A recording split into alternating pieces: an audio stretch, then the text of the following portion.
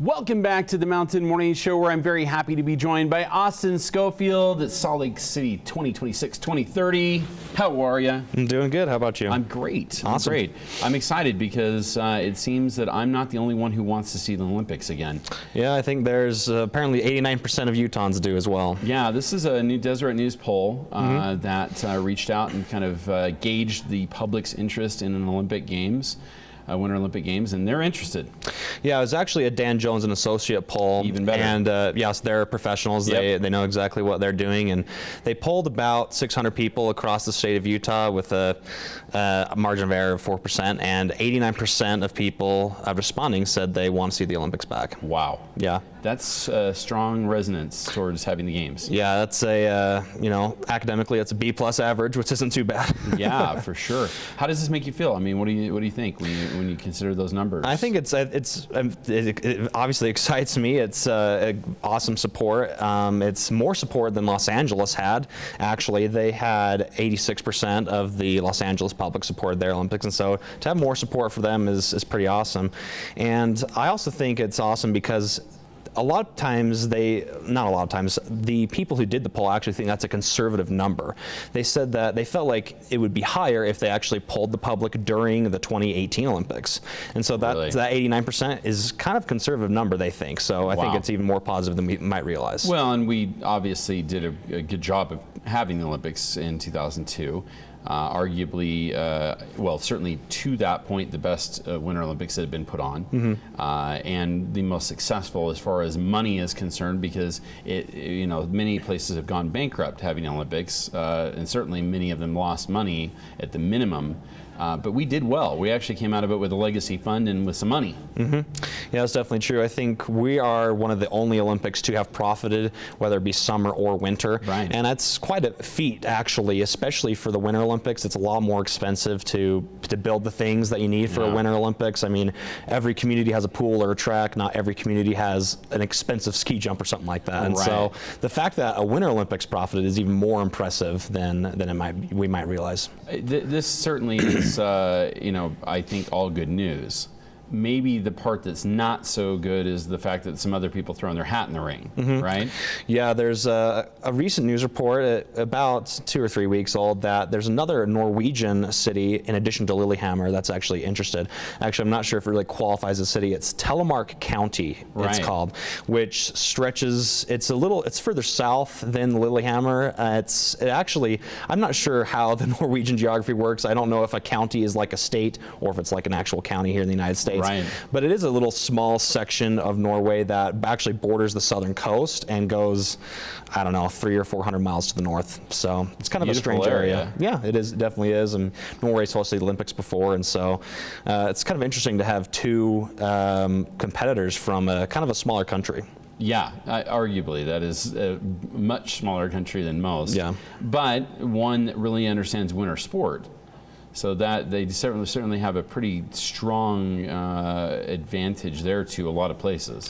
Yeah, I mean, Norway always does well in the Winter Olympics, especially when it comes to downhill skiing. So they definitely know their sports. Cross country, amazing. And they do well in hockey most of the time as well. Right. So certainly they've got a lot of reason to want to host the games again. Yep. Lillehammer Olympics were impressive, to say the least. Now, this new location probably involves a new ski jump, new bobsled run, things like that. So there would be some infrastructure that they'd have to take care of. Yeah, I don't believe it's a place that have hosted the Olympics in the past, and so they do have some infrastructure challenges.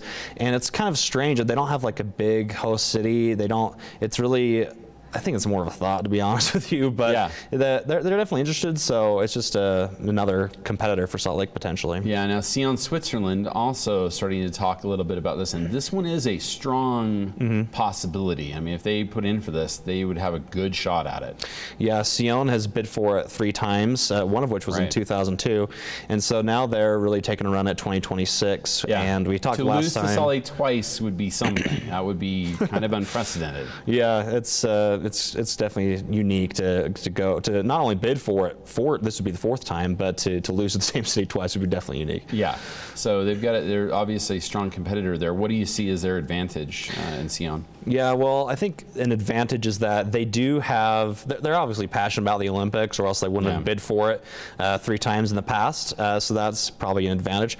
They're going to find out, though. They're going to go out and do a public referendum. Is that right? Yeah, and that's coming up in June. And so that's actually past the time that Salt Lake would need to submit their bid to the United States Olympic Committee, things like that. So it's kind we of have to wait and see even after we do it. It's kind of an interesting timing for 2026. It'd be a little more clear cut for 2030 for Salt Lake, but so definitely the passion I believe they have for the Olympics is probably an advantage for them.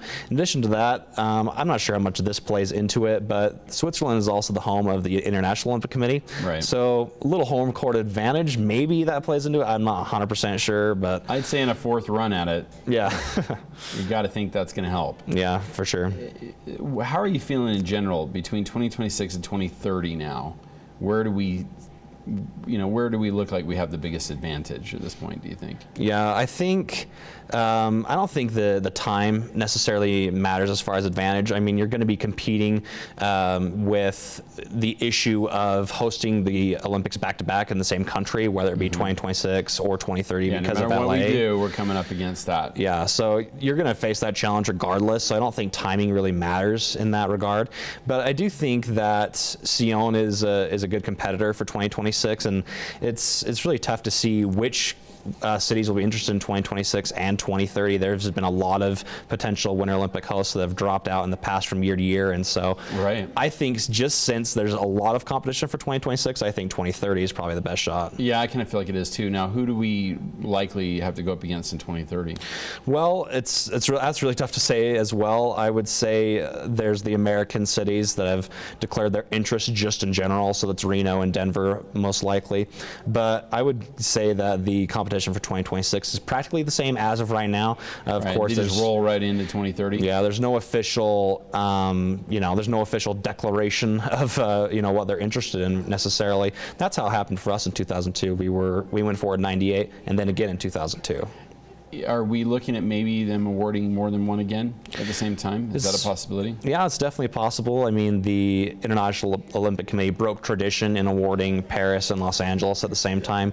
So it's definitely possible. I wouldn't say that it's likely, but we definitely want to have a presence in 2026 as well as 2030, just in case that does happen. Well, we're working on that, right? What's the next step? What do we need to do if we're individuals out there who really want to see this happen?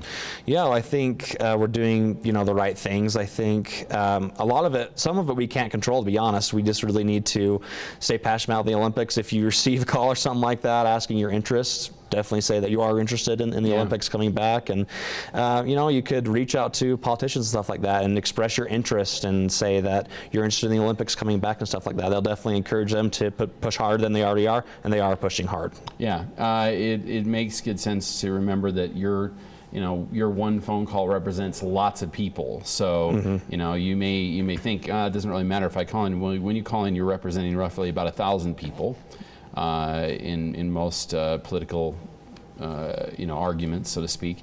So that's significant. It does say something about your passion if you make that call in about the public at large.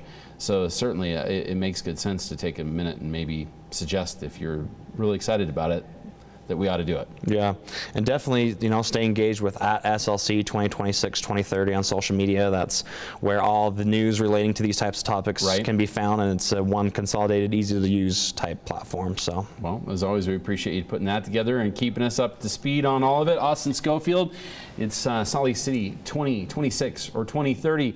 We don't care which one. I just want us to have an Olympics again. I imagine you do too, because we know that 89% of Utahns do. We'll be back right after these messages right here on Park City Television.